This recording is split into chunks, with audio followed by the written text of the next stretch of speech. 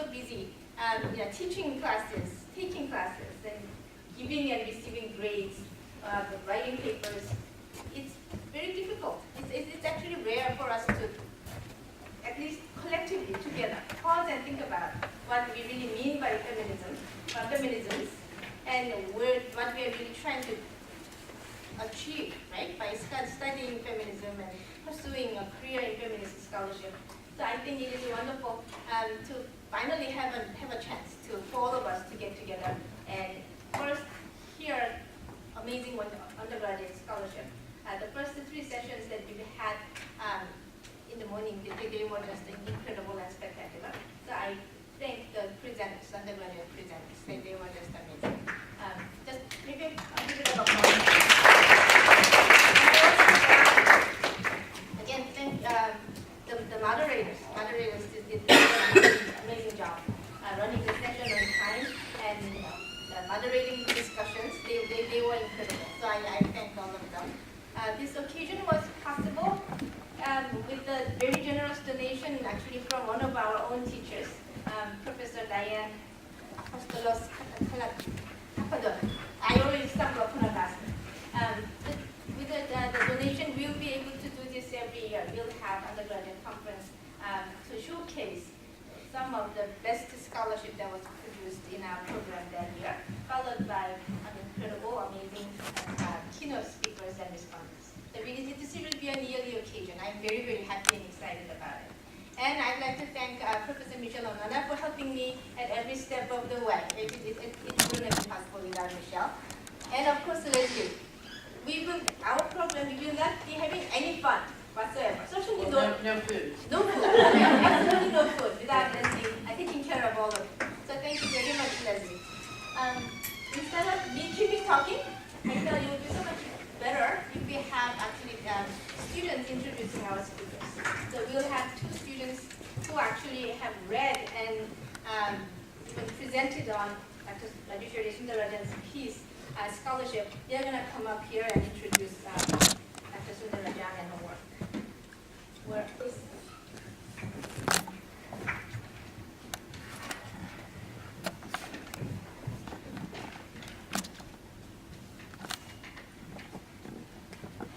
are excited and honored to introduce the keynote speaker today, a thinker whose work has changed the landscape of feminism and post-colonial studies, Dr. Rajeshwari Sundarajan. Dr. Sundarajan taught for several years in India before becoming a professorial fellow at Wolfson College and reader in the English faculty at Oxford University. Her many publications, including Real and Imagined Women and Scandal of the State, have enriched the discourse of post-colonial feminist studies. Dr. Sundarajan is one of the 3 founders and a former joint editor of Interventions, an international journal of post-colonial studies, and she recently co-edited The Crisis of Secularism in India. Her current project is a book entitled After Rushdie, the New Indian Novel in English. We read Dr. Sundarajan's co-authored essay, Shabano, in Professor Park's class, Labor, Sexuality, and Globalization. In Shabano, Dr. Sundarajan draws our attention to the story of a divorced Muslim woman in India who was forced to choose between conflicting subaltern identities. She asks, where in all these discursive displacements is Shabano the woman? Unfortunately, the dichotomy between women's various identities is a theme that also permeates many other regions around the world, but this issue rarely makes headlines. We are grateful for scholars like Dr. Sundarajan for bringing such women's issues to light, and we thank her for her continued contributions and leadership in the field of feminist studies. We are very grateful that she has joined us here today. Please welcome Dr. Sundarajan.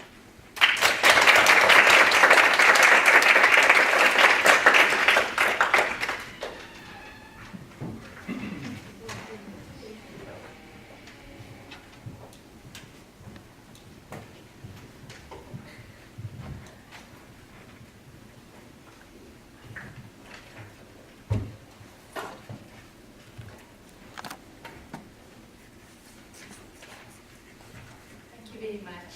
It's such a pleasure to be back here at Georgetown, and Professor Park has invited me a couple of times before, and each time that I have visited, I have gone away so delighted and having learned so much Never have I seen a group of young people who showed such exemplary interest in the subject they were studying, and I am sure a lot of it has to do with the great teachers that they have had. But at the same time, to be able to take in so much, to be, go out into the world possessed of the kind of acute scholarship and political sensibility, I think this is very, very gratifying for anyone who has been in the teaching profession.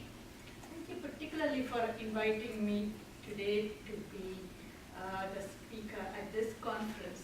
Again, I only had the privilege of listening to the last few papers, but I was totally amazed by this quality in the scholarship and the insights that came out in the papers. It would have done credit to any professional conference on this subject. So I really, really enjoyed listening to the papers this afternoon. And I do think, and this is not false modesty, that you're all a tough act to follow.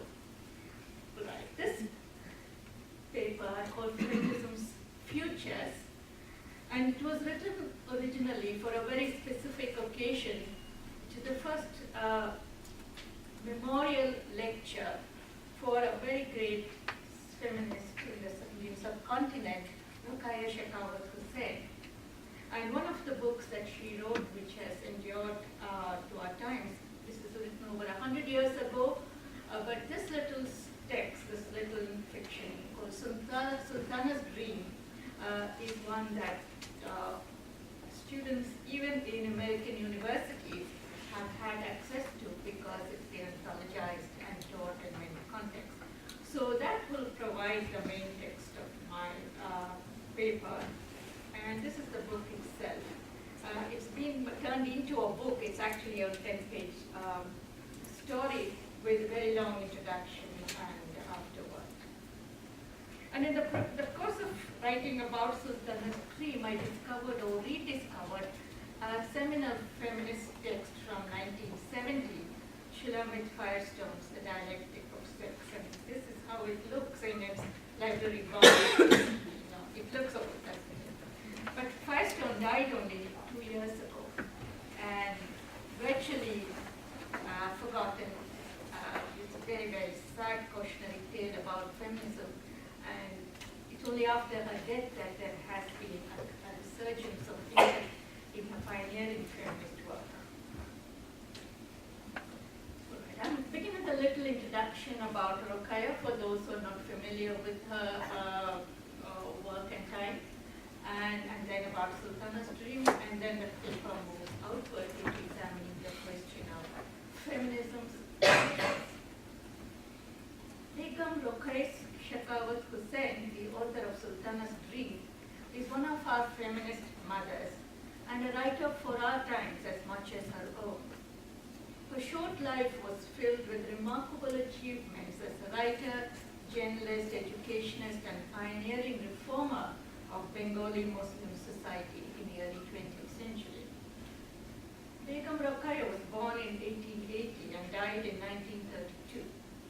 She was born into a wealthy upper-class zamindari or landlord family in Rangpur district in present-day Bangladesh, to an orthodox mother and a strict traditional father who did not encourage women's education. Ruqaiya and her sister nevertheless managed to learn Bangla and English with the help and encouragement of their brothers. She was married off at 16 to a widower many years older than her, Syed Shekhawat Hussain. Shekhawat Hussain was a highly educated man and a civil servant in the colonial government. Roshan Jahan describes him as a man of liberal attitude who urged his wife to go out into society, provided her with books, encouraged her writing, and supported the cause of women's education. Their married life was a short one, however. Shekhawat died in 1909 after a long and painful illness.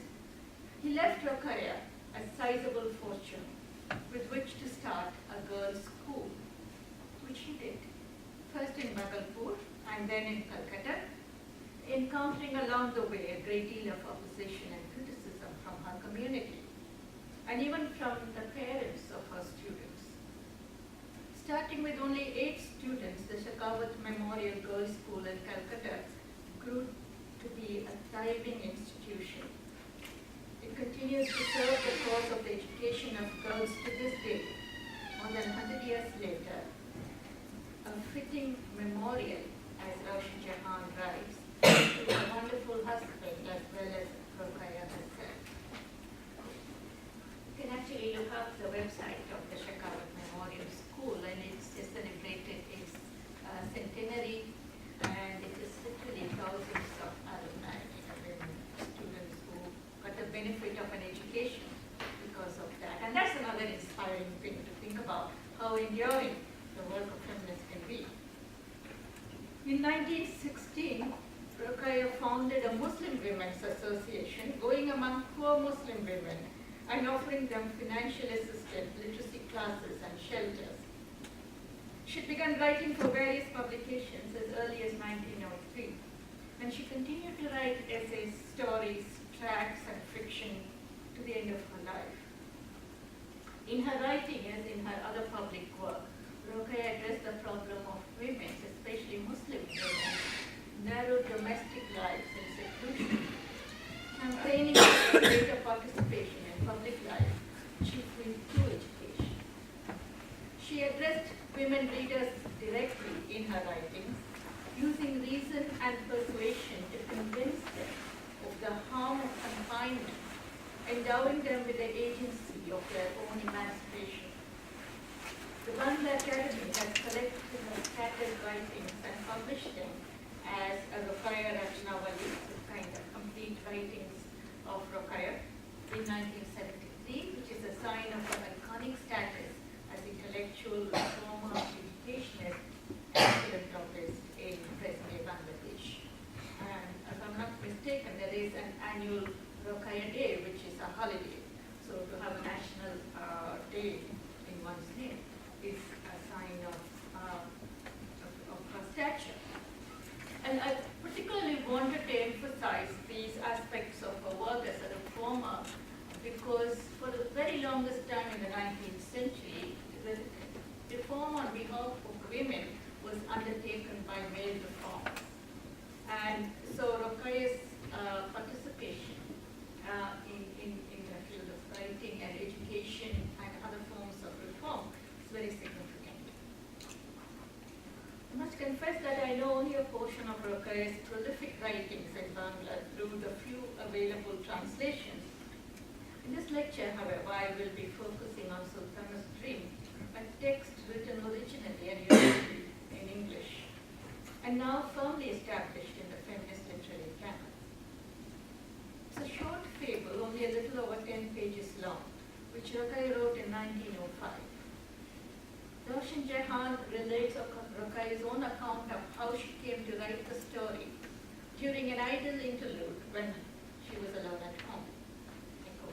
Her writing was partly to demonstrate her proficiency in English to her non-Bengali husband, Jahan surmises. He was, as she says, her immediate and appreciative audience.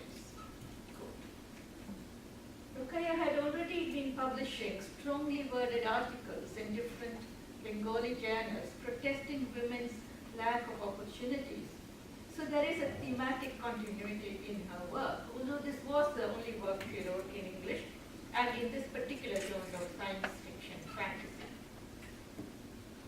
The story was first published in what was called the Indian Ladies magazine, a periodical, and later published in 1908 in book form by a Calcutta publisher.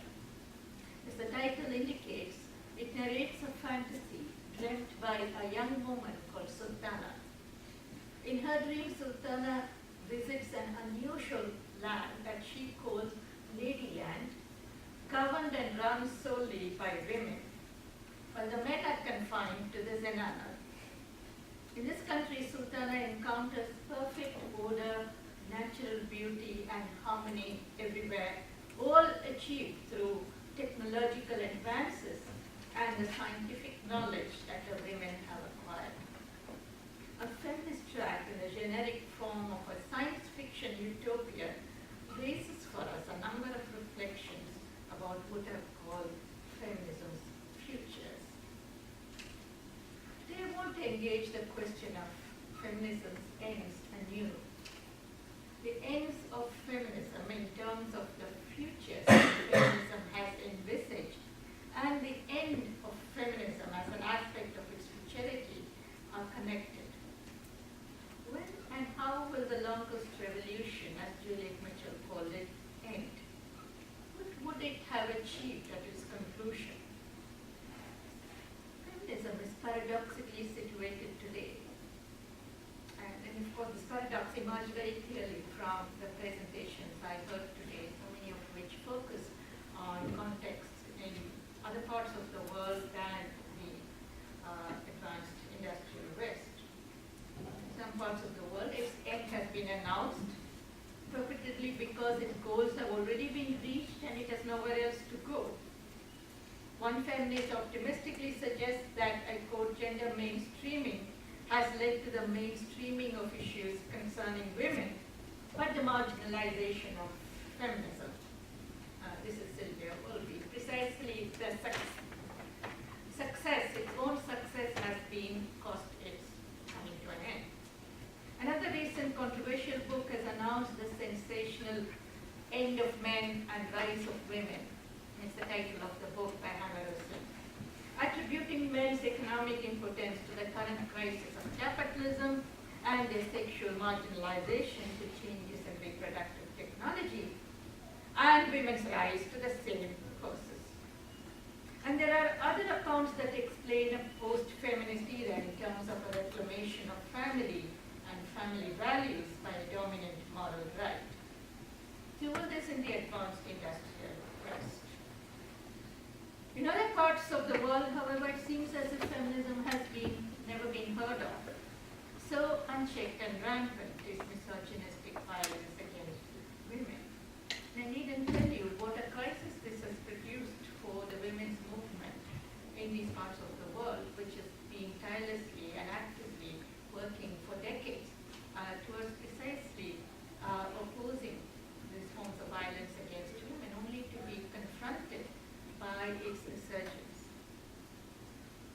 The world followed the fates, for example, in the Indian subcontinent, 2 incidents of unspeakably brutal violence committed against women in 2 years ago, though neither is unique, have awakened the conscience of society in an unprecedented way. The world followed the fates of the victims for weeks with pity and terror. The survival of one woman and the death of the other have been deeply cathartic, and they've been attended by lessons, both moral and political, which we're still trying to absorb. You've probably heard of these very well-known, well-publicized cases. Malala Yousafzai was shot by the Taliban in the Swat district of Afghanistan, October 2012. Then flown to England, where she has been recovering. The second is the gang rape and the killing of a young woman in a bus in New Delhi, in India, in December 2012, coming one after the other in quick succession.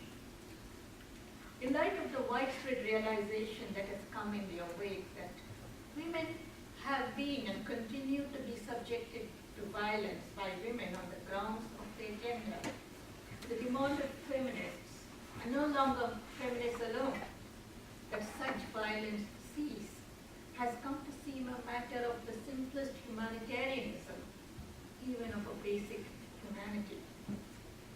All that women ask, it seems, is that they not be hurt. It is the modesty, not to say abjection of this demand, that should lead us to ask, what do we as feminists want for women? What do feminists want? What visions of an ideal society have we conceptualized or dreamt of? What are the possibilities and limits of iterations of a feminist futurity? Even as we ask, however, we are brought up short by a more fundamental question. Is such a teleological conception theory or social movement, wherever we define feminism, valid? So should we set those goals that, ahead of us and move in a sort of blinkered and straightforward way towards it? Can we expect feminism to function as a singular blueprint of an ideal political order or society to come? Feminism has been identified in terms of historical phases: first wave, second wave, third wave. It has also been interpreted differently by different constituencies, each marked by a distinctive set of imperatives. Therefore, feminism's future and feminist futures, it might be argued, are contingent on changing historical agendas and on different groups of non-unitary constituencies conceptualized under the rubric of women. In seeking the feminist equivalent of Marxist classless society as telos and revolutionary praxis as method, would feminism be barking up the wrong tree? We could say that feminism is primarily a form of critique. It has variously sought to demystify difference, to isolate the sources of women's subordination, to identify patriarchy as a universal regime of male domination, to analyze its roots, and to deconstruct the sex-gender system. It finds its limits in an implicit reformism, the rectification of the wrongs it uncovers. This is what I mean. Feminist analysis of the condition of women has been, for the most part, articulated in terms of the following. These are words you hear all the time, almost buzzwords: discrimination, oppression, exploitation, subordination, dispossession, powerlessness, and violence. Not a comprehensive list, there are more words. Such a critique assumes the implicit demand that the terms should be altered or reversed. Thus, equality in response to discrimination, emancipation from the forms of oppression, justice from exploitation, domination as a reversal of subordination, ownership of property as against dispossession, which we've heard about before, power versus powerlessness, and counter-violence as a response to violence. Now, even as I speak, you must have thought to yourself that several of these latter terms have hardly ever been pressed into service in the context of feminism. Not power, not domination, not even ownership of property, much, and certainly not counter-violence. Feminism's demands have instead been coded in terms of reform by legislative fiat or mind-changing education or both, rather than full-fledged opposition to the status quo. Feminist futures are not predicated on an overthrow of existing economic, social, or political arrangements. I should make clear that my critique here is not issued as a call for a revolutionary feminism. It should be merely glib. For we know only too well why gendered antagonism on the model of class antagonism is difficult, if not impossible, to sustain.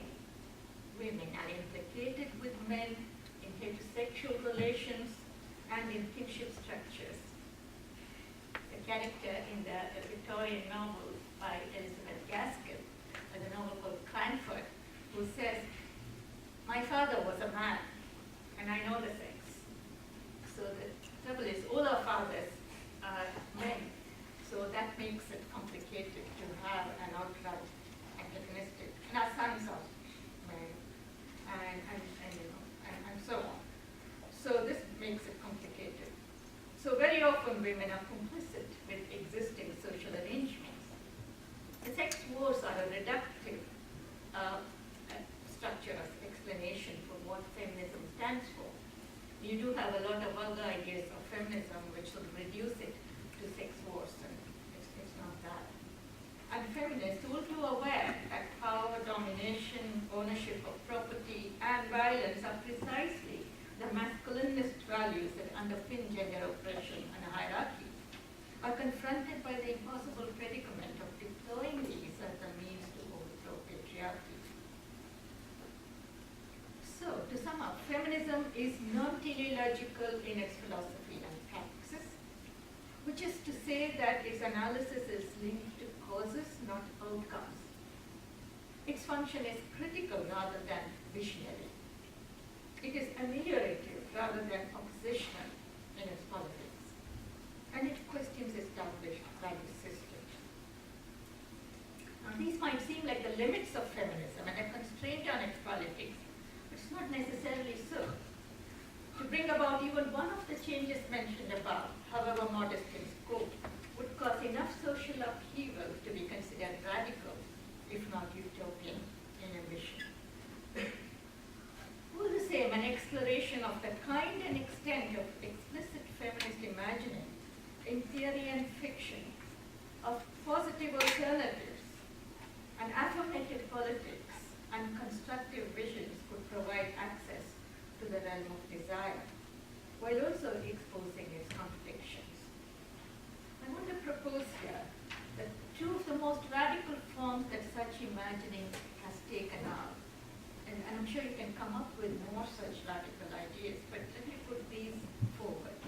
One such imagining is the separation of the sexes, so that you have a world without men, a society exclusively of women, which you call a ladyland or a herland, and that's one kind of thought experiment that feminism engaged in.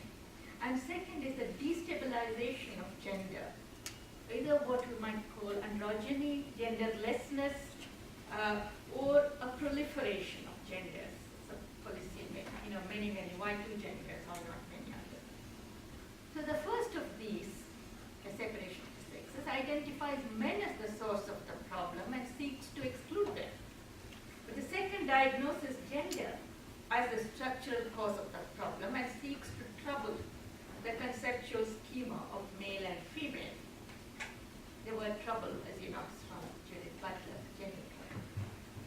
I shall return to the implications of these ideas for feminism, but for now I want to draw attention to their utopian dimension. Utopian because they do not as yet exist in pure form anywhere. Although like all utopias, they have a prefigurative dimension, by which I mean they exist in some kind of form and they're envisaged in some form. Ruqayyah Sultana's dream is a utopian fiction, or as the title says more simply, a dream. Utopia is an ideal place. It's utopia, E-U-Topia, which means ideal place, or an utopia, O-U-T-O-P-I-A, which is a no place. That is, it simultaneously offers an ideal and acknowledges that it is beyond reach. But insofar as it is a place or world that has been imagined, it brings it within the scope of human imagination. What can be thought can be realized. Well, let's put it another way. What has never been thought cannot ever be realized. The utopic imagination represents hope, freedom, a politics of the possible, or an immature politics. This is a quotation from Leela Gandhi, which is, of course, an immature politics, by which she means a minoritarian or anarchic politics. What interests me about utopia, however, is a symptomatic reading. What reality is it reactive to? What are the conditions of its possibility? What limits does it operate within and why? What aspects of reality is it guilty of repressing? A certain reality is always the condition of utopia, acting as both its constraint and its inspiration. So, what I've said, feminism has not articulated its ends in any systematic way in the form of a feminist manifesto, something like the equivalent of the Communist Manifesto. And for good reason, as we saw. It is nevertheless not lacking in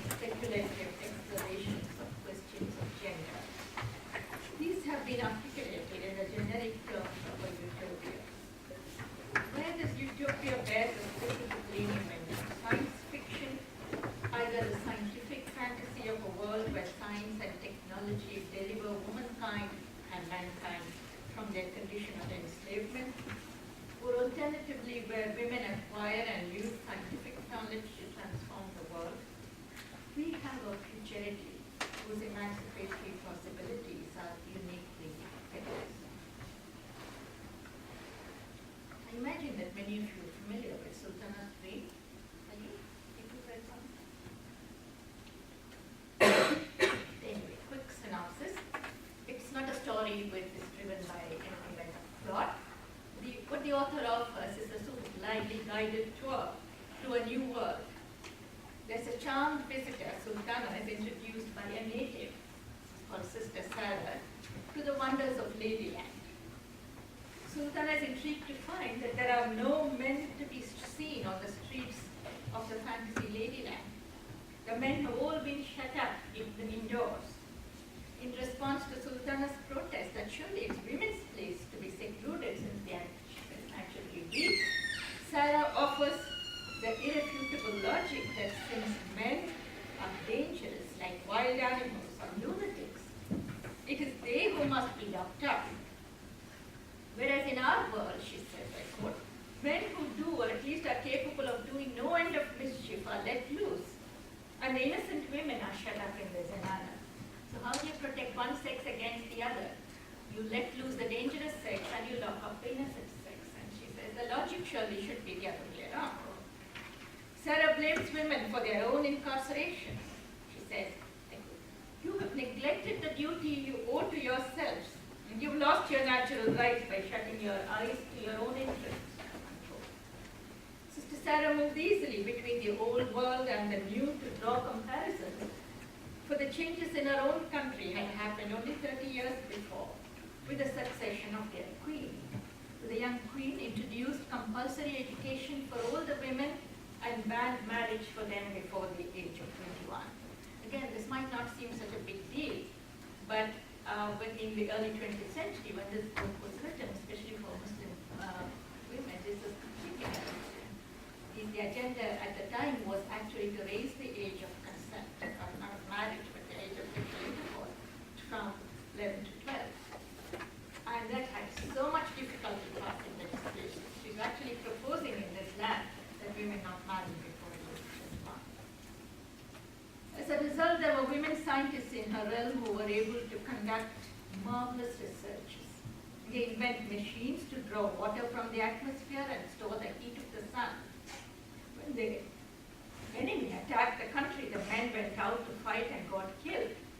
The women were able to beat back the enemy with the help of their machines.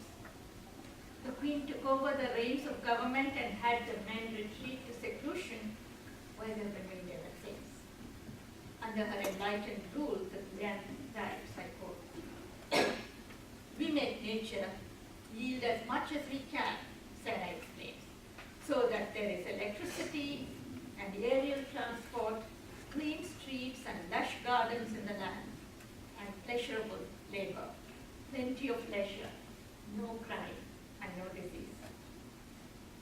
Sultana meets the queen herself, and the queen repeats, I quote, we dive deep into the ocean of knowledge and try to find out the precious gems that nature has kept in store for us. After she has visited all the places of learning in Ladyland, the universities, the laboratories, the observatories, Sultana wakes up from her dream and the story ends there. Sultana's dream is rightly admired for its charming conceit of a reversal of gendered roles, which places women in government and in public places like streets and gardens, and men in powerless roles and invisible in domestic spaces like the kitchen or the mardana, as it's called. The consequences are entirely beneficial. It's poetic justice in the fate that men suffer. It is their own self-destructive aggression that brings them to defeat.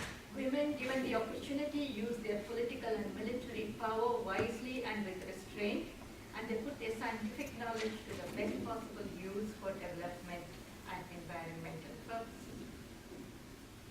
If I compare this very briefly, we can see some resonances of well-known texts like Gulliver's Travels, which Rokaya knew and admired.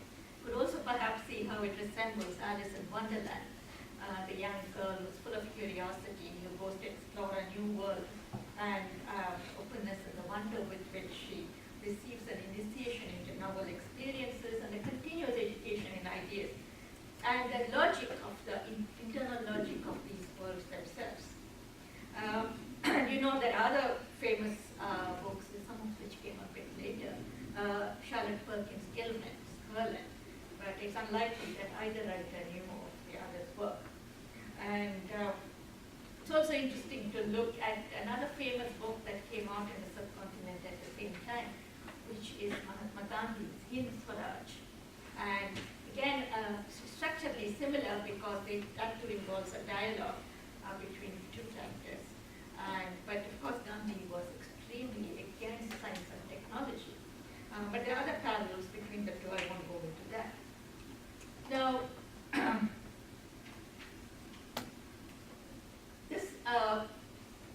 there are points of discomfort in this story that, again, you must be aware of even from my narration.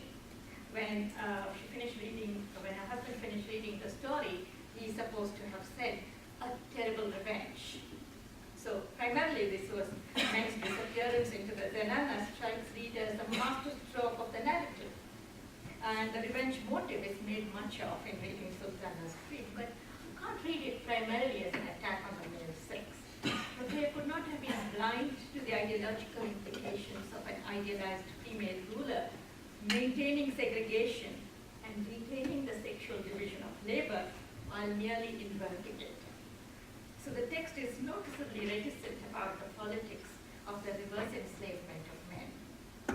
And it's a similar reticence here, and I think it's a sign of the discomfort, the ideological discomfort, about women's recourse to military might. How did they come to power? They had to fight a war. And it's all based on scientific inventions, and there's almost no bloodshed in defense of their land. Gandhi, again, was somebody who mocks the kind of nationalism which uses violence to take over power. But Ruqayyah was pushed to acknowledge that a female regime would be possible only if men were overthrown and kept under control, and that for this to happen, force would be required. The necessity of force as an aspect of the state, even if Lady Land does away with police and magistrates, is obviously contrary to the philosophy of Mahatma Gandhi. So the difficult conditions, the possibility of a Lady Land cannot be wished away. But Sultana's dream does not celebrate them in a triumphalist spirit. The contradictions underlying feminism's futures are made transparent in Sultana's dream.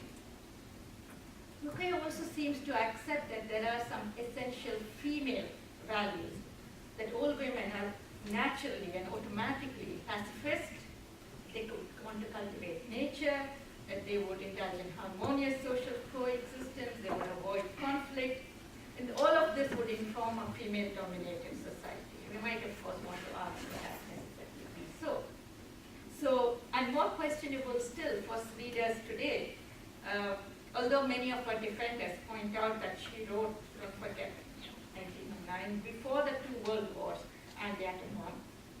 So as an unquestioned faith in the beneficial value of technological advances and scientific discoveries. Humankind's conquest of nature is embraced as an unadulterated good. Harness the sun, harness water, so you actually man conquers nature. And the interesting thing, however, as one critic points out, is that the driving force behind the success of the utopian feminist country of Ladyland is women's education. And what is the nature of this education? They learn science, technology, and virtue which work together in perfect harmony. And this was a time that women's education at the time, and to some extent in many parts of the world even today, tended to stress useful domestic skills, soft subjects, mathematics and so forth, rather than the hard sciences. So Ruqayyah is also making the point that women must acquire the same knowledge as men and are capable of acquiring mastery in the sciences. Knowledge is not only power in the hand, although it represents that too, it's enlightenment. The faith displayed here in all innocence achieve a good society, and in women's different, i.e. ethical and purposive use of scientific knowledge, have been subjected to a great deal of questioning, of course. I want now to contextualize this aspect of the Fair story, its techno-scientific utopianism, within a broader feminist theoretical frame. Again, this is something you probably come across again and again when you study a kind of history of feminism, that it had three distinctive modes of conceptualizing alternative social relations or political structures.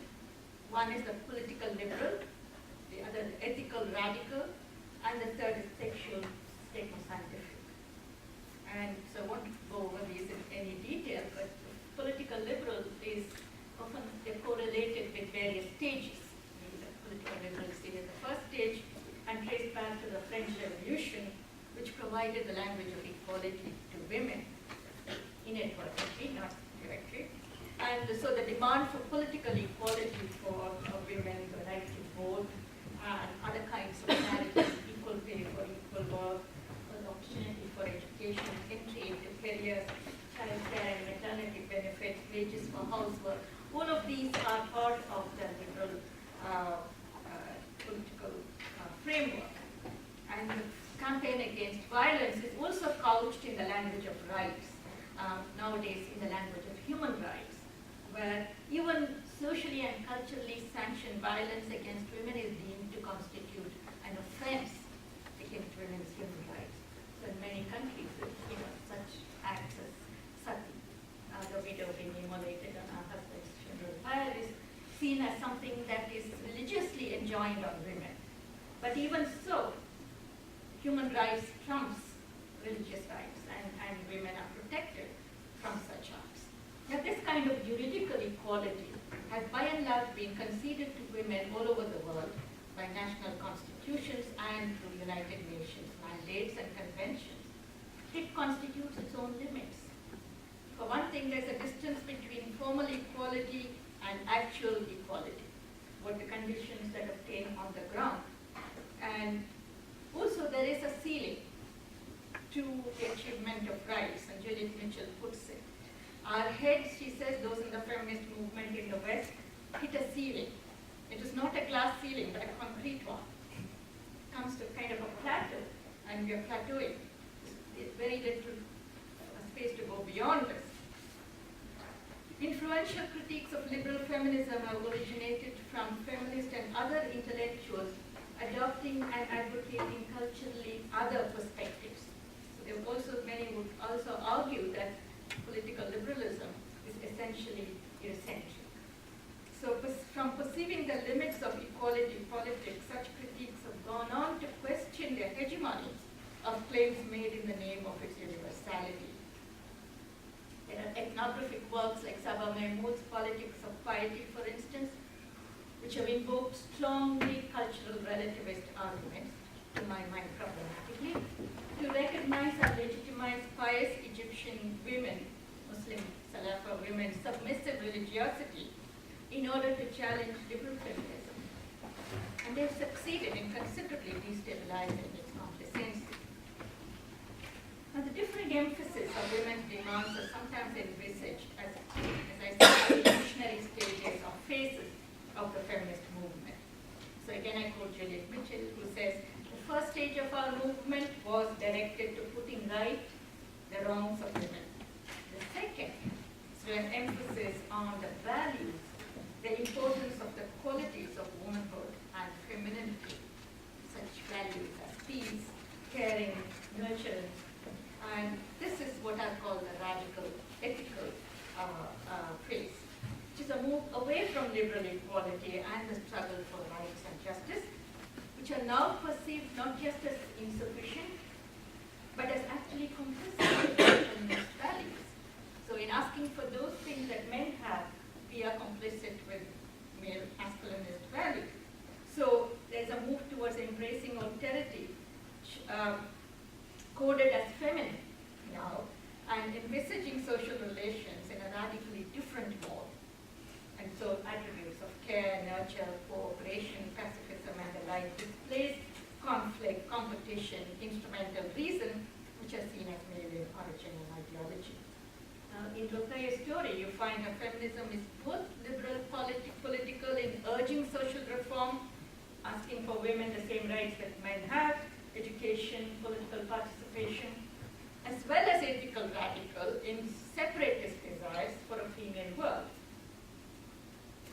More radical still is a relatively recent development in feminism, which is the questioning of the sex-gender system itself. And this draws upon post-structuralist deconstruction, binary structures, which is associated with Derrida, or with Foucault's studies in the history of sexuality. We have French feminist theorists who have sought to unground sexual identities. And if the opposition man-woman is built on biological difference between the sexes, and has in turn supported the sexual division of labor, then this structure itself would have to be brought down in order to dismantle the system. Why two sexes? Why not a proliferation of sexual identities on a much broader spectrum? If sexual difference is the ground of women's oppression, who consign to childbearing and maternal function, and perceived as an object of sexual violence, particularly of course rape, then the removal of sexual difference alone can liberate them. The refusal of biology as destiny, which was the program of Simone de Beauvoir's second sex, as you know, 1951, has long constituted one of their studies. Judith Butler's argument about the performativity of gender renders it flexible and open to transformation, unquote. And all this, of course, very, very familiar, so I'm just starting familiar ground for you. Gender should be overthrown, eliminated, or rendered fatally ambiguous, because it's always a sign of subordination for women, she said. And before her, Donna Haraway, and I made a mistake when I said there's no feminist manifesto. Donna Haraway had one, the Cyborg Manifesto, had expressed here the utopian dream of the hope for a monstrous world without gender. Genderlessness is a feminist future analogous to Marxism's goal of eradicating class. Much of the impetus for this thinking has come from the gay, lesbian, bisexual, transgender movement in recent years and informed it. The dissolution of gender identities and sexual difference has been an aspect of the utopian imagination for much longer. In Sultana's dream, you see how easily the reversal of gender roles is brought about, which shows that it is essentially a performative condition. In Ladyland, Sultana is told by Sarah, "You look mannish." And Sultana is surprised about it, but what it means is that she's so shy, she acts like the men in the country, and therefore she's mannish. And her own shyness comes from the result of her being a secluded woman in her own society, and she's unaccustomed to being out on the streets without the veil. So in contrast to the fearlessness and confidence with which women in Ladyland move around. The wearing of the veil and taking away of the veil changes the performance of gender. And connected sexual radicalism to techno-scientific developments. This connection does not explicitly figure in French feminist thought or in Judith Butler's work, nor has it been prominent in the contemporary LGBT movement. In Sultana's dream, Rokaya is vague about the sexual order of Ladyland. The queen has a little daughter, but we learn that healthcare is left to the men in their domestic roles, and we don't know who fathered her child. Presumably, men play their traditional role in sexual reproduction, but there is no explicit mention of marriage or the usual forms of heterosexuality. It is, of course, their superiority in scientific and technological know-how that gives women the upper hand in Ladyland and inverts the power structure. But Rokaya does not stretch her imagination to envisage the biological order itself being disturbed by scientific advances in the field. This had to await discoveries and innovations that came later in the 20th century. Now come to the very last part of my essay, the way where Rokaya falls short and where feminism has moved beyond her. The earliest of the feminist works which seized on the potential for women's liberation in the biotechnological revolution was Shulamit Firestone's The Dialectic of Sex, which appeared in 1970. The subtitle is The Case for Feminist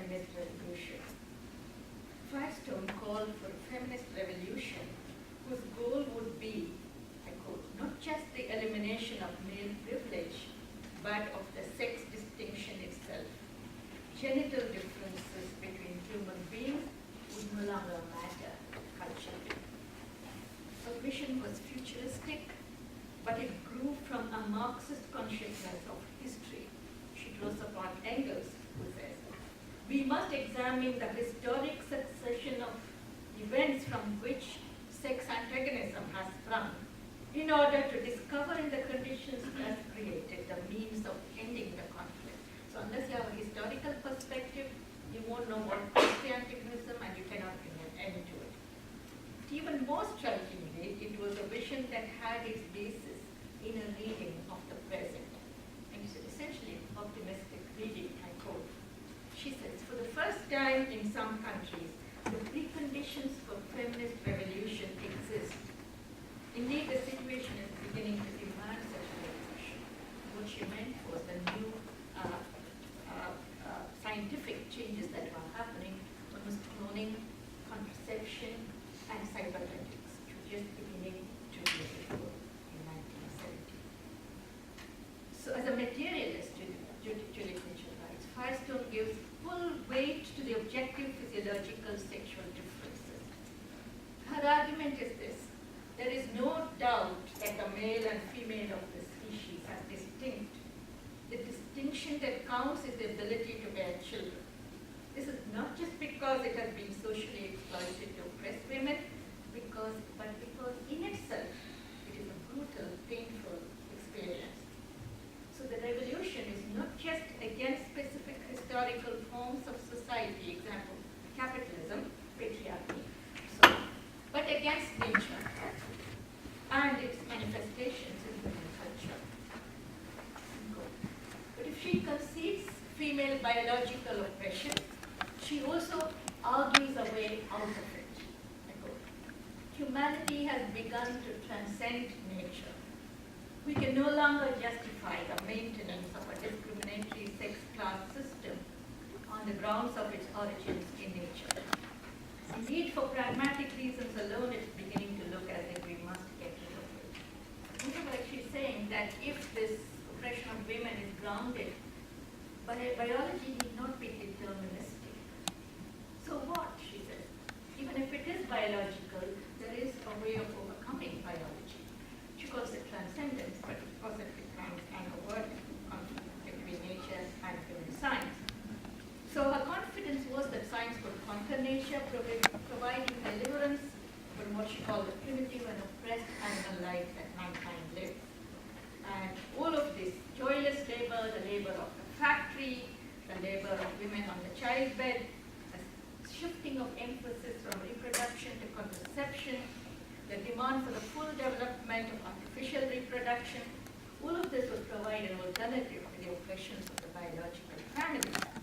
And hibernation would change work to play, activity which is done for its own sake, and it would lead to a total redefinition of the economy, including the family unit. The double curse that man should till the soil by the sweat of his brow, and that women should bear in pain and travail, would be lifted through technology to make humane living the first time possibility. So here she was talking of many of the things that are seen as dystopic, and this very dystopic ideas become utopic in her case.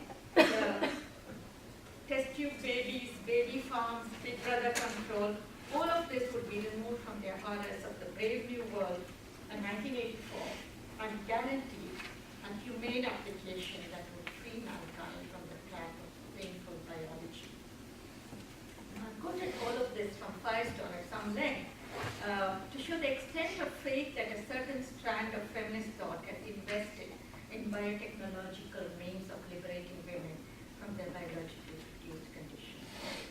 What is not clear from Firestone's position is what role the feminist movement would play in bringing about this development. And that is something she never talks about. What's the role that women should benefit from this? Neither does Donna Haraway. She says we should not be oppositional to science, we should be open to it. But what more would feminists themselves do in bringing about this revolution? There is no doubt that 20th century advances in contraception, the birth control pill in particular, have produced a transformation in female sexual behavior, for which the term liberation can be used, even if ironically. As more forms of reproduction through artificial insemination, artificial wombs, freezing of embryos, test tube babies, cloning, and the like proliferate, the relationship of the sexes will change, definitively. It is not, however, women scientists or feminist demands that are driving these changes. And we would be right to ask how much of an unmixed good the advances themselves represent. There's no doubt that these, like labor-saving machinery and the conditions of women in the workplace, have to be articulated with capitalist development in production and technology. In other words, many of these were not invented with a feminist end in view. They were invented to capitalist profit-making ends. And one of their side effects have been beneficial to women. So when Donna Haraway came to propose the Cyborg Manifesto, it seemed that the future had already arrived. And the call was merely to be ready to embrace it. She said, we are cyborgs. The cyborg is our ontology. We humans are creatures simultaneously animal and machine, who populate worlds ambiguously natural and crafted. Haraway took recourse to feminist science fiction to read in these texts what she calls quite different political possibilities and limits from those proposed by the mundane fiction of man and woman. What she calls upon women to do is to take responsibility for the social relations of science and technology and refuse an anti-science metaphysics, a demonology of technology, whereby women would be able to transcend gender and the condition of genderedness. So in other words, if you put Rokhaya and contemporary or recent American feminists side by side, you will find that Rokhaya does not imagine a technobiological revolution which would alter women's destiny themselves in a natural way. But she does put the control of science in the hands of feminist scientists.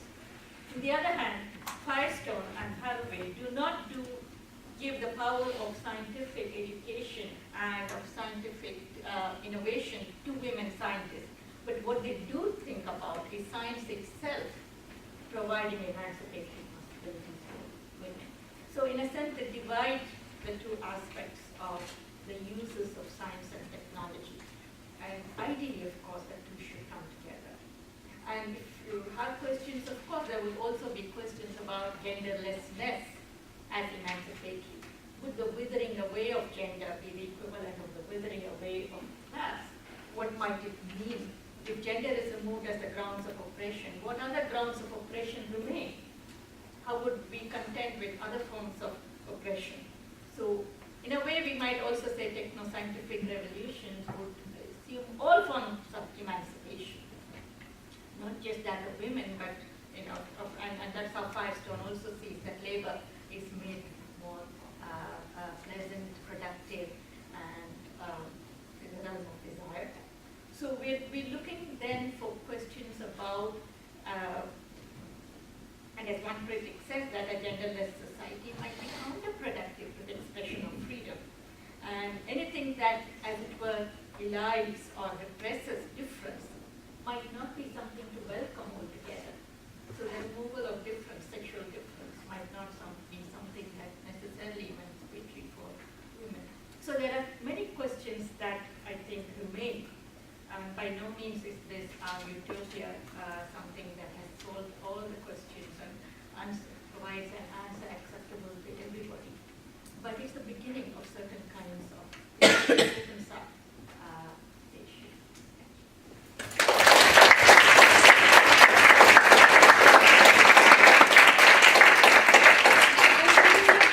Thank Adrian and Andrea for the wonderful introduction of Dr. Rajan. Where are you? Yeah. And now we are going to have Mia and Julia introducing our respondents for this occasion. Dr. Ashwini Thambi. While we are getting ready, I think this is what we'll do. After Dr. Ashwini Thambi's response, actually we all have one more official item on our agenda, which is the announcement of the essay prize winner. Dr. Onona is going to announce the winner. And then at 4 o'clock, as we there will be, I understand the food has already arrived.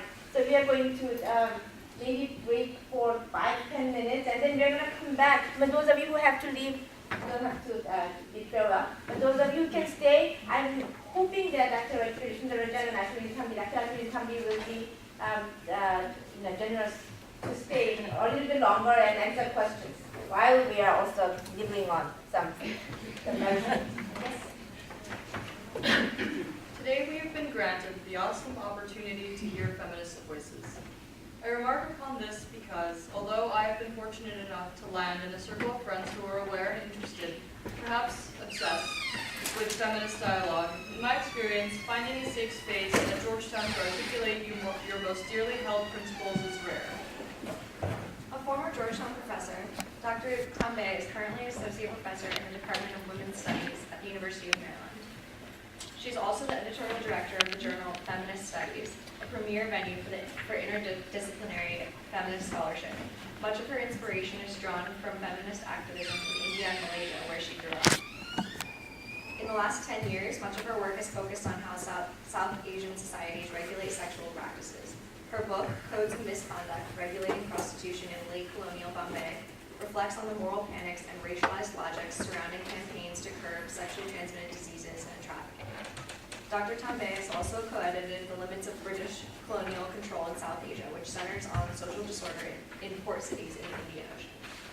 Her most recent scholarship examines the legal paradoxes and age standards for sexual consent, the shifting definitions of girlhood, climatology and scientific racism, feminist state theory, and economic liberalization and sexual liberalism in contemporary India. As a student of women and gender studies, I'm often asked, why do feminists hate men? And my answer is that feminists do not hate men. Feminists hate injustice. Feminists fight injustice. And today we have the honor to introduce you to a woman who has spent her entire academic career in that fight, Dr. Ashwini Tambe.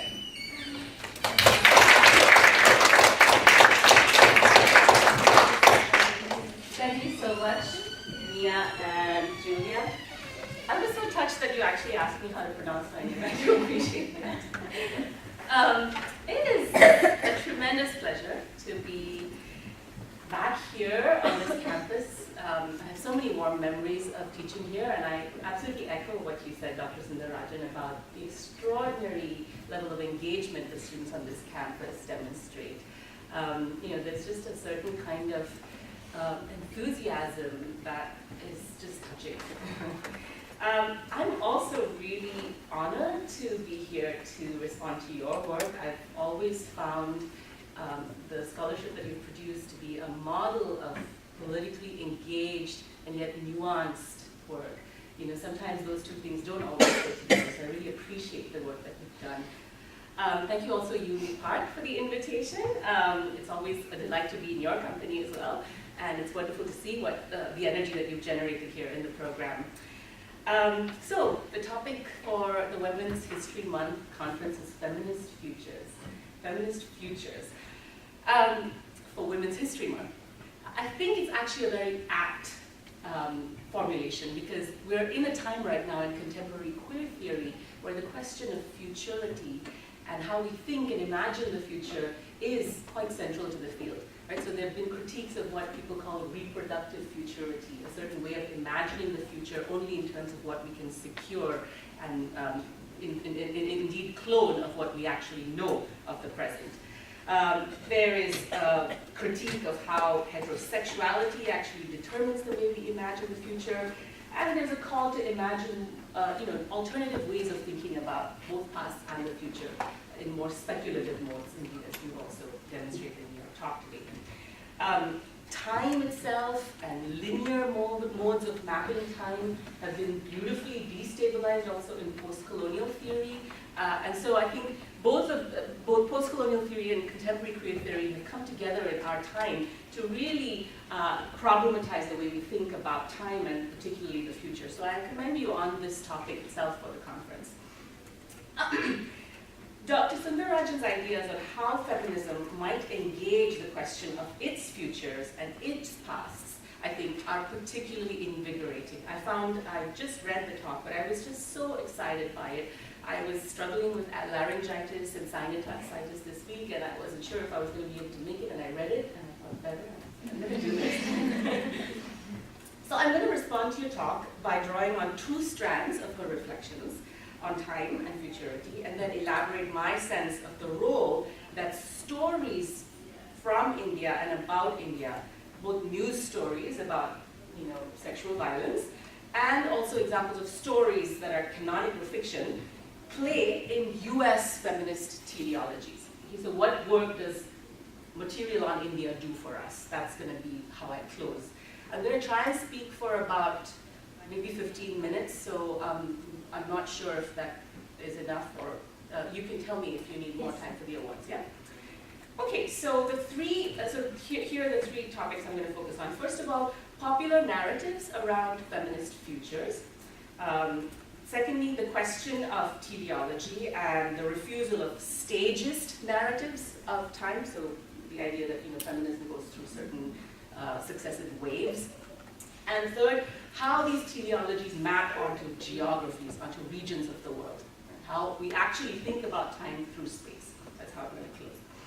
So first of all, when we talk about popular narratives, as Dr. Sundararajan notes, we're at a moment where one dominant narrative about feminism actually calls into question its very future. She mentions a widespread complacency around the mainstreaming of gender. The fact that advances in women's employment and education are used as arguments that we are actually in a post-feminist era. Right? That has been something that we've been grappling with for quite a while now. But I will say that within the US, something peculiar has been going on in the last 2 years. Right? In this so-called post-feminist mode, there's this twist where there's a lot of attention, striking amount of attention being given to women who are in positions of, high-power women who are in positions of corporate or policy power, such as Anne-Marie Slaughter or Sheryl Sandberg, or even Deborah Spar, who is the president of Barna. Their voices claiming feminism as their province, and they're decrying the rigidity of US work culture and the debates as we define them on how career women should balance work and family needs, have really, I think, done something very interesting to the way people think about feminism and its futures in our time. So there's a fascinating conversation in progress, I think. I'm not sure if any of the papers this morning picked up on any of this popular stream. Okay. So I think there's a fascinating conversation in progress, but to me it's a little dismaying that it's not particularly rich in scholarly insight, because there's so much work that women's studies professors have done for decades on these questions, and it doesn't find its way into the way the conversation is represented. So the notion of having it all, for instance, right? You're probably familiar with this debate, Anne-Marie Slaughter's article that went viral in the Atlantic about, can women have it all? Yes? Quite a few of you, yeah, okay. It takes for granted that feminism, the idea that feminism had actually endorsed that specific configuration of what all means, right? Having it all. What do we mean? So in this narrative, in Slaughter and others' narrative, it's satisfying careers and heterosexual family lives, right? Being able to balance those two things are what we want when we have it all. And in this symptomatically neoliberal reading, right, the future is going to be shaped by how much individual women demand, either of themselves or of their employers or of their partners. So it's how much they demand of these other people that will shape what kind of a future we end up with, what kind of a feminist future we end up with. I think these are at once demands that do too much and too little. Okay? So too much because workplace cultures cannot be dismantled or reconfigured through individual decisions to either opt out or lean in. Okay? And it's also too little because the scope of what is under the microscope, as most of us in the audience will recognize, is the aspirations of upwardly mobile professional white women. Right? So those are the terms in which we're defining what having it all means. Indeed, I think we can make the argument that the very scope of feminist visions and versions of feminist futures right now in our time are drastically contracted by these voices. Okay. One of the most important moments for me in Dr. Sundaraj's talk was her observation that the very modesty of the demands that are being made in India in the aftermath of the two heavily publicized episodes of gang rape, actually, one in Delhi and one in Mumbai later on in 2013. Her observation that the very modesty of these demands, right, that women should just not be hurt, right, they shouldn't be hurt. That modesty should really give us pause. We should be asking ourselves, really? I mean, is this all we can ask for right now? She uses this modesty as a prompt for an extended reflection on whether a more robust vision is possible or even desirable within the structuring terms of feminism. So by elaborating how the primary register of feminism is that of critique, and yet a form of critique in which there are no simple reversals of the status quo, she presents us with the following prospect: that this apparent lack of a robust vision, or a more robust vision for the feminist future, actually is a matter of the constitutive terms of feminist claims making. Meaning that because feminism's primary function, as she analyzes it, is diagnostic, right, and critical, it's linked to causes and not prescribing outcomes, right, it is not a surprising thing. In addition, she says it's perhaps a good thing too, because a teleological vision of the future, right, one where you are prescribing, imagining and prescribing a rigid or a fixed future, necessarily cannot account for contingencies, right, historical shifts. And indeed, the very varied constellation of constituencies, the various kinds of people and the various kinds of problems or identities that travel under the sign woman. Right? You've learned that in your feminist theory classes when you think about intersectionality, right? Who do we mean, whom do we picture when we say the word woman? The fact that we have so many different configurations of how we imagine woman should give us pause when we think about prescribing what the future should look like in feminist terms. The second point that I want to focus on from her talk is her critique of teleology and stagist narratives.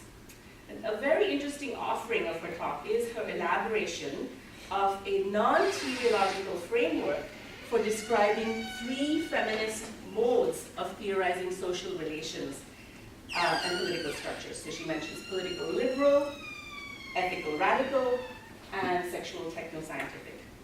Most undergraduates in women's studies at some point encounter the notion of the three waves, and a notion that three waves succeed each other, and implicitly that the wave that follows is usually better than the wave that preceded it, right?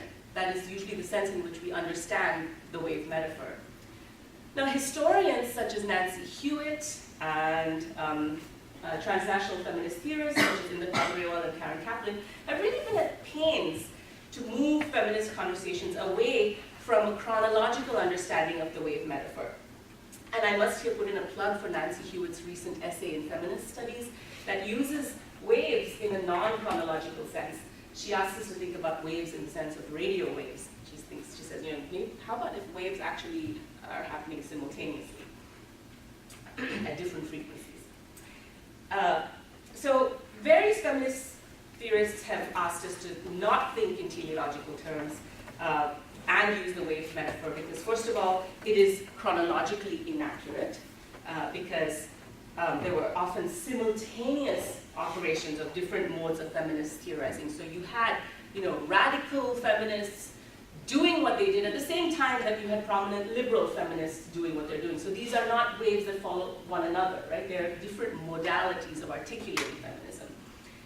Secondly, there is an implicit, this is my point really, that there's an implicit territorialization of feminism that happens when you use the wave analogy, because it sets up Anglo-American history as a model for the rest of the world. And indeed, it carries out a kind of we were here first move. Right? Because if you think of waves and you're looking at waves as they happen in a certain context, and you use that as a way, a blueprint to think about what's happening in other parts of the world, you say, oh, they're having their first wave only now. Right? So that way of thinking about feminism really is territorializing it in problematic ways.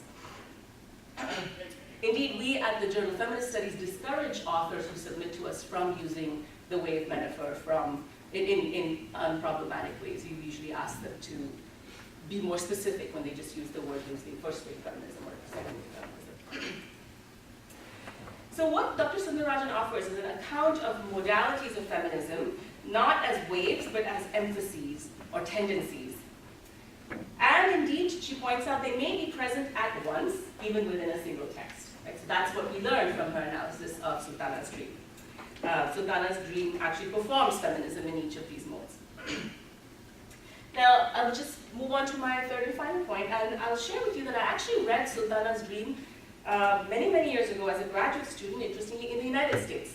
I did my undergraduate education in India, in a women's college, and English literature was one of my triple majors, but I was never, we had triple majors, yeah. But we weren't assigned Sultana's dream.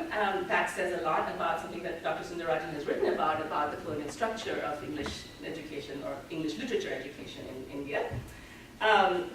In my graduate courses on post-colonial theory, Sultana's dream was circulated as an example of, and this is in the United States, it was circulated as an example of the prescience of feminism, or what we use the precociousness of feminism in India, or the maturity of Indian women's voices, as Dr. Sundararajan pointed out, 1905 or 1909, I mean, that's really early.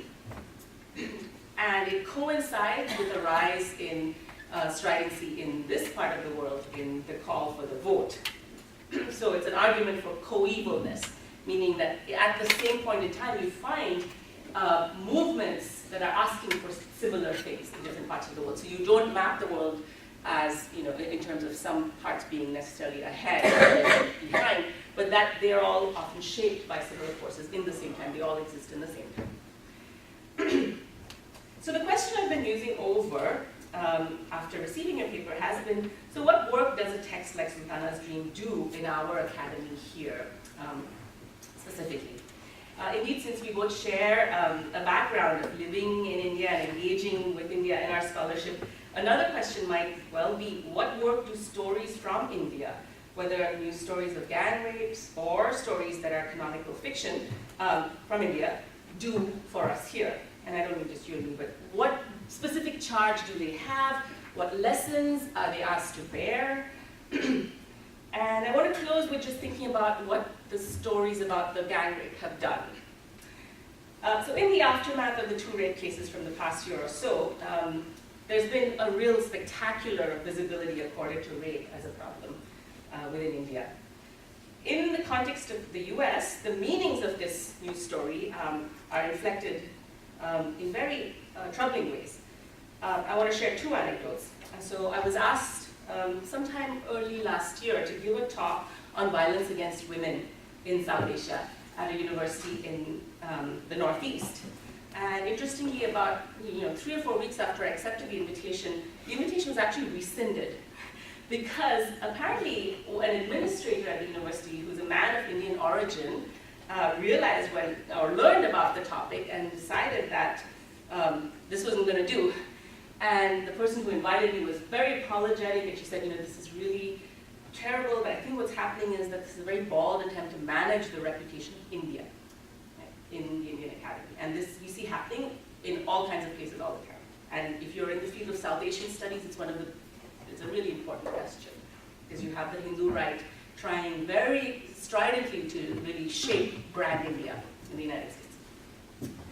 Another colleague recently reported to me that in her university, requests for studying abroad in India have dropped over the past year because the prospect of sexual violence and sexual harassment have terrified parents as well as administrators.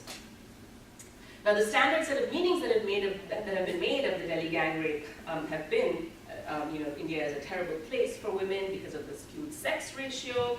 There are fewer numbers of women in North India. That leads men to develop a gang mentality. Or you have India is a terrible place for women because the legal system is corrupt.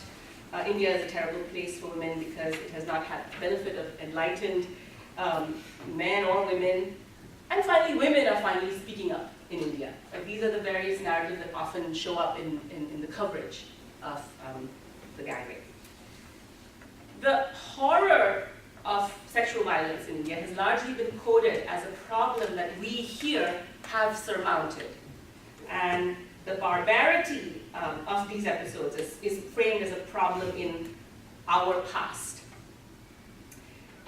The same modesty that Dr. Sundararajan noted in Indian women's demands has been noted here as well in news stories, but it's coded as a sign of the Indian women's movement's backwardness, right? That they can't seem to even ask for more than just saying, don't hurt us. So teleological understandings of feminism's pasts and futures are being very actively mapped across geographies. So the challenge then that I see your work responding to is, or really performing, is to refuse the sense that what India offers is a case of problems that we here have surmounted, and that there is nothing to learn from the history of feminism. So your very choice to resurrect, in a sense, Sultana's dream conveys a faith in its vitality and indeed the presentness of its problematique. I'm going to close with an example of feminist activism from India that actually I learned from in the wake of the gang rape in Bombay. So I'm not sure how many of you heard about this, but this was sort of a copycat incident that happened in the middle of 2013. A woman journalist, a photographer, I think, was also attacked and raped by multiple men. And the day after that, a really interesting story appeared in an online site called First Post. It was a story written in the first person, apparently by the woman who was the victim, or at least presented herself as the victim. And she said, this is what happened to me. And I'll just read one paragraph. She said, you can find out all about me, where I work, what I look like, who I know, by putting my name in Google. I also tweet a lot, so going through my Twitter timeline will give you many details about me. If you want to know what I look like, do an image search with my full name or look in Facebook. Now that you've got all you need to imagine the gang rape better, I have a few questions for which I'd love answers. And then she goes on to sort of ask them why, how could this have happened, da da da da. Now, interestingly, this wasn't actually the woman who was raped, but it was a really bold and bald move by someone to say, look at how we're treating this episode, right? Where we are sort of really, there's so much of the sensationalization of this episode going on. There's so, the secrecy around the name and the question of whether to name it has become important, completely out of proportion. And she takes on the question of honor and shame, right? That is such a problem in the way rape gets processed and the way victims suffer a second form of violence after the first. So I'll end there. I'm running out of time, but thank you very much and thank you for the opportunity.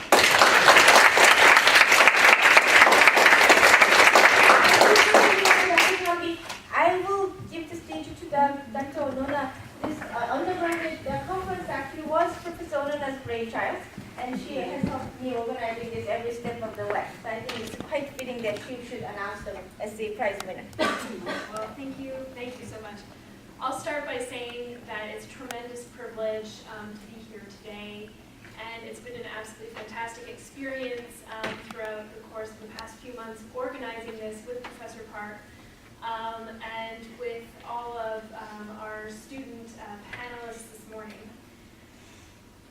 I can say you're welcome, but I'd rather highlight the fact that really this, the whole idea for this conference really is born of inspiration that I experience as your teacher, and that I know Professor Park experiences as well. So really the underlying logic for this entire conference was just this overwhelming sensation that there's brilliant research being undertaken in this program.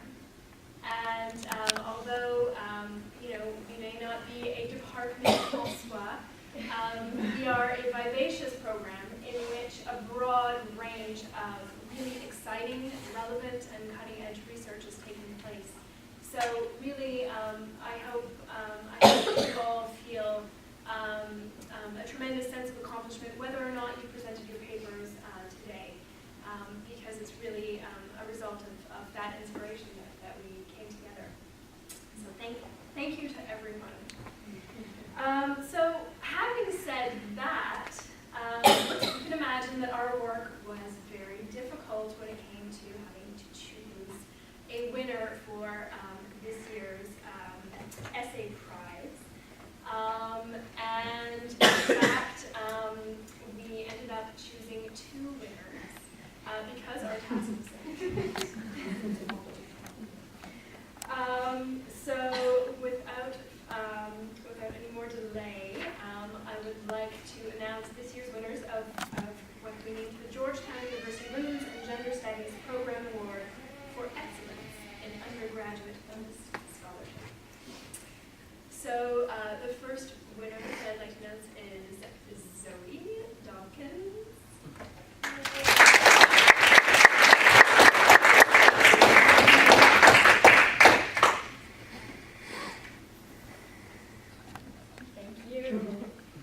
And our second winner for today is Helanthia May.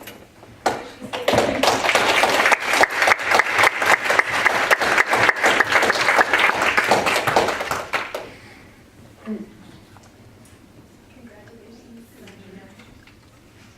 So again, a big thank you to everyone who was a part of this, and perhaps the most exciting thing about today is that this is the first of hopefully many, many more conferences to come here at Georgetown and the Women's and Gender Studies program. Thank you. Again, thank you very much for everybody for coming. As I said at the beginning of the day, history is indeed made. It just doesn't happen, and I think we made history together.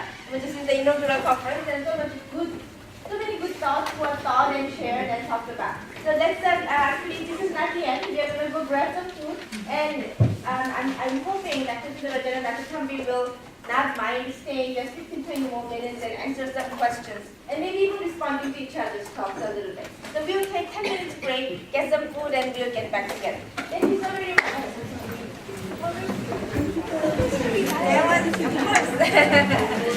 I have to go now. I have a